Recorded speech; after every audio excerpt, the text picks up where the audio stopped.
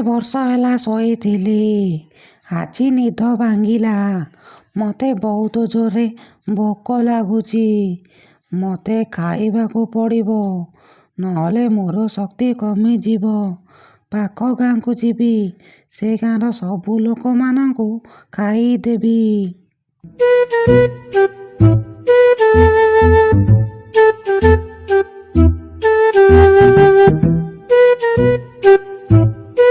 ଆରେ ପିଲା, ତୁ ଠିକ୍ ସମୟରେ ଆସିଛୁ।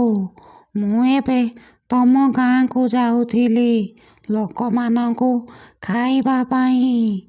ତୁ ଆଗ ଆସିଛୁ, ତତେ ଆଗ ଖାଇଦେବି, ତାପରେ ତମ ଗାଁକୁ ଯାଇକି ସବୁ ଲୋକମାନଙ୍କୁ ଖାଇଦେବି। ଆରେ ତମେ କିଏ? ଆଉ ତମେ ମୋତେ କାହିଁକି ଖାଇବ? ଆରେ ପିଲା, ମୁଁ ହେଉଛି ଗୋଟେ ଅସୁର।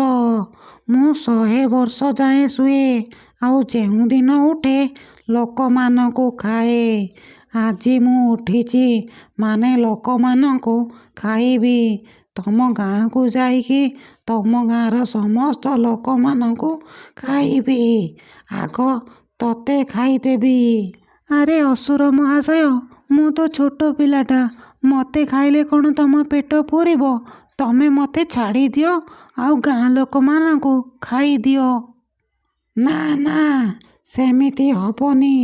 ମୋତେ ବହୁତ ଜୋରରେ ଭୋକ ଲାଗିଲାଣି। ମୁଁ ଆଗ ତତେ ଖାଇବି, ତାପରେ ତମ ଗାଁ ଲୋକମାନଙ୍କୁ ଖାଇବି।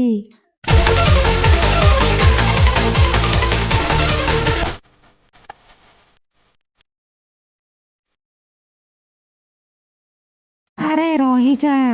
ତୁ କ'ଣ ଭାବୁଛୁ ତୁ ଦୌଡ଼ି ଦୌଡ଼ି ମୋ ହାତରୁ ଖସିଯିବୁ?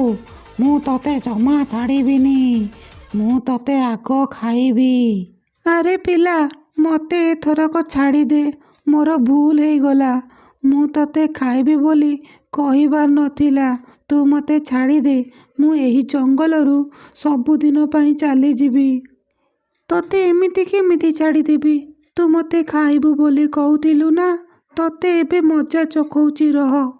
ଆରେ ପିଲା, ମୋର ଭୁଲ ହେଇଗଲା ରେ। ମୁଁ ତତେ ଆଉ ଖାଇବିନି। ତୁ ମୋତେ ବାସ୍ ଏଥରକ ଛାଡ଼ିଦେ। ମୁଁ କ'ଣ କଲି ଯେ ଅସୁର ମୋତେ ଡରିଲା?